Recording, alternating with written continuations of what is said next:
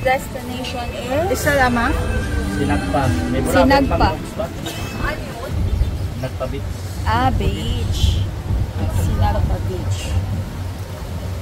At saka, yung last destination namin is Mangroves. Sinagpa ay central of Sunset Park. Central of Sinag ay dyan tayo. Oo, Sinag. Sunset, mga Sunrise. Sunrise. Kaya tawag namin Sinag. Ang Sinag ay Tagalog.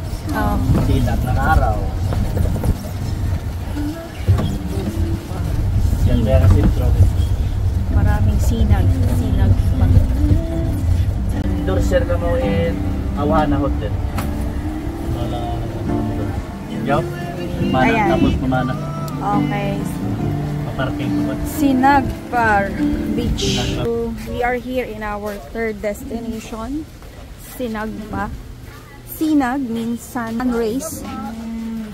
So, maraming rays. So, Sinagpa. So, mga beach din siya.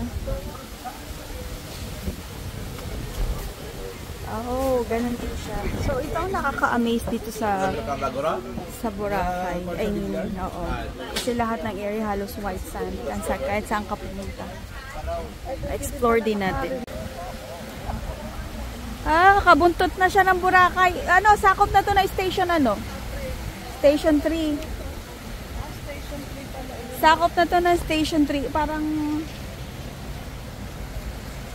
dadaan, pupunta pa ba tayo doon? Sunod na lang. Paglampas. Pupunta na tayo. Ayun pala yung grupo. Malapit na. Ayun o. Oo, dun sa dulo. Pag-ikot natin sa Boracay. Ito yung niya.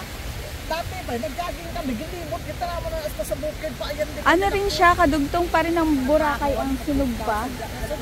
Kasi ayun yung grotto ng Boracay sa corner. Tapos pag umikot ka dito, ayun na siya. Sinugpa Beach. Hindi naman pala malakas dito. Hindi malakas ang Alon, pagtawid. Hindi malakas. O, tingnan mo o. Sa kabilang side lang pala yun yung malakas. Hindi naman mahangin eh. Hindi nga. Kasi nandun na hangin sa may Boracay, sa kabila. Ito sa kabila na.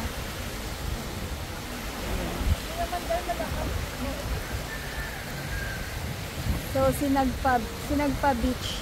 So, susunod, lalakarin natin papunta. Oh. Kasi may oras yung ating taxi.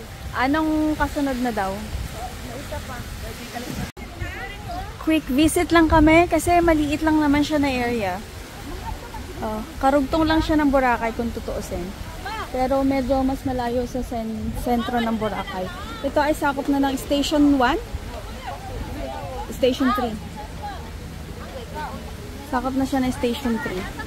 So, kung gusto nila ng medyo... Station ano ya? Station 1 man. Oh, Station 1. Baliktad. Station 1. Station 1 man ito. Ay, sorry.